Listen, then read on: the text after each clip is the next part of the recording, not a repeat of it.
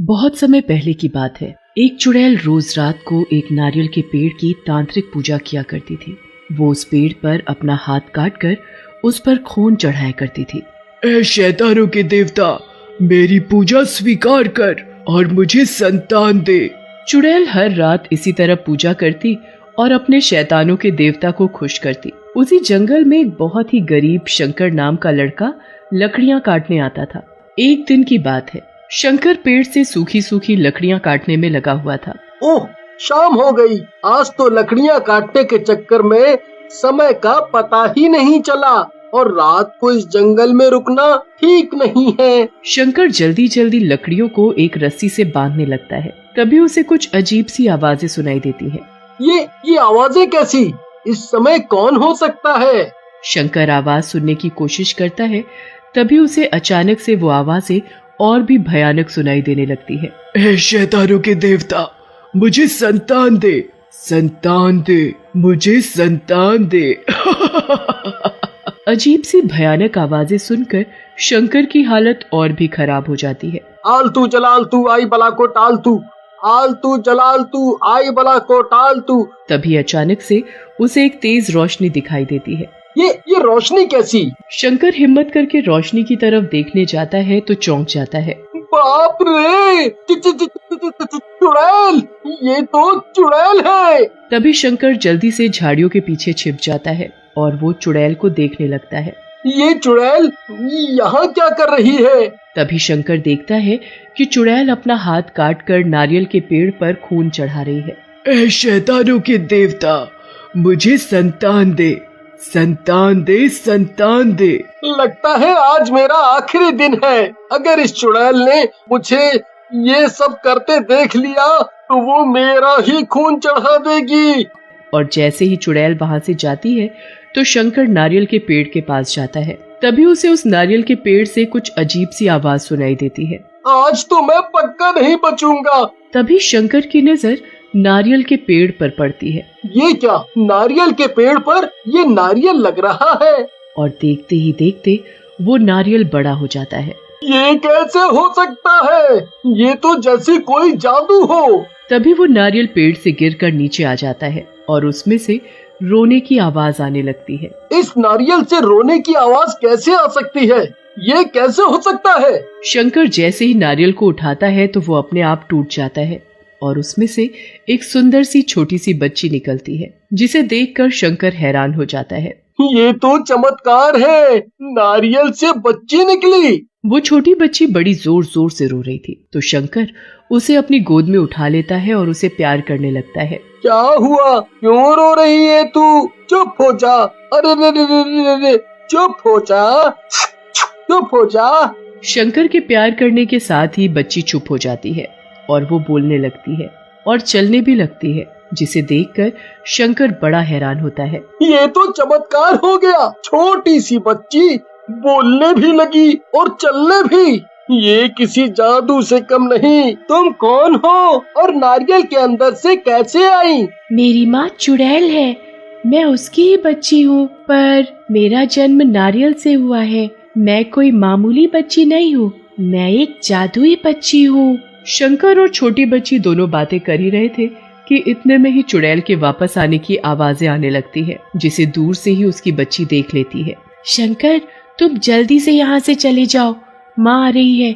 अगर उन्होंने तुम्हें मेरे साथ देख लिया तो वो तुम्हें मार डालेगी। फिर शंकर उस बच्ची को वहीं छोड़कर जाने लगता है तो बच्ची उसका हाथ पकड़कर उससे कहने लगती है, कल तुम फिर मुझसे मिलने आओगे ना? शंकर उस बच्ची को प्यार भरी निगाहों से देख रहा था और धीमी आवाज में सिर हिलाकर उससे कहता है, हाँ, कल मैं तुमसे मिलने जरूर आऊंगा। अब तुम यहाँ से जाओ, माँ आ रही है। शंकर उस बच्ची को वहीं पर छोड़कर जल्दी से वहाँ से चला जाता है। उसके जाते ही चुड़ैल भी आ जाती है और जब वो नारियल के टुकड़ों के पास अपनी बच्ची को देखती है तो खुशी के मारे झूमने लगती है। संतान, मेरी संतान, मेरी संतान मुझे मिल गई। मैं भी माँ बन गई। चुड़ैल अपनी बच्ची को गोद में उठाकर प्यार करने लगती है। मेरी बच्ची, मुझे कब से तेरा ही इंतजार था।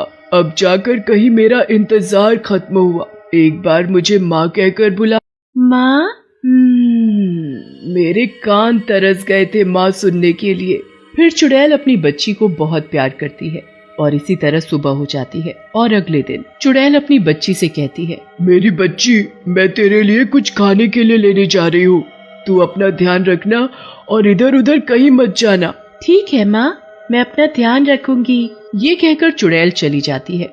बच्ची वहीं नारियल के पेड़ के पास बैठी शंकर का इंतजार करने लगती है। ये शंकर कब आएगा? इतनी देर हो गई, अभी तक नहीं आया। तभी बच्ची को शंकर आता हुआ दिखाई देता है तो वो दौड़कर उससे लिपट जाती है। तुम्हें आने में इतनी देर क्यों हो गई? मैं कब से तुम्हारा इंतजार कर रही थी। जाओ, मैं तुमसे बात नहीं करती। मैं आ तो कब का चुका था, पर जब तुम्हारी माँ को देखा तो छिप गया। अगर वो मुझे देख लेती तो मुझे जिंदा ही मार डालती। हाँ। फिर शंकर और छोटी बच्ची दोनों आपस में मिलकर खेलने लगते हैं और खेलते खेलते जब दोनों थक जाते हैं तो एक जगह बैठ जाते हैं।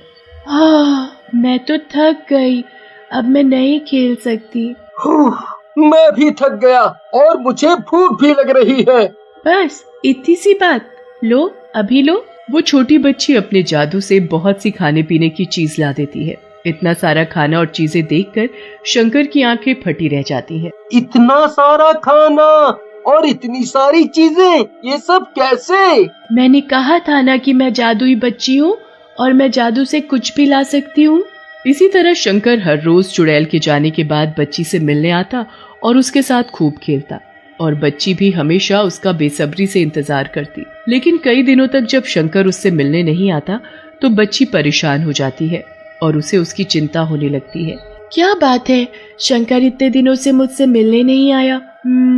कहीं उसे कुछ हो तो नहीं गया? कुछ दिन ऐसे ही समय बीत जाता है और एक दिन जब शंकर बच्ची से मिलने आता है तो बच्ची उससे नाराज होते हुए कहती है, पता है तुम्हें, मुझे तुम्हारी कितनी चिंता हो रही थी और तुम मुझसे मिलने अब आए हो। जाओ, मैं तुमसे बात नहीं करती। बच्ची एक तरफ अपना मुंह करके बैठ जाती है तो शंकर उसे मनाते हुए कहता है, मेरी मजबूरी थी जो मैं तुमसे मिलने नहीं आ सका। आज भी मैं बड़ी मुश्किल से सिर्फ तुमसे मिलने ही आया हूँ, कहीं तुम परेशान न हो। ये कहते कहते शंकर रोने लगता है। क्या हुआ, तुम रो क्यों रहे हो? शंकर रोते रोते उसे बताता है,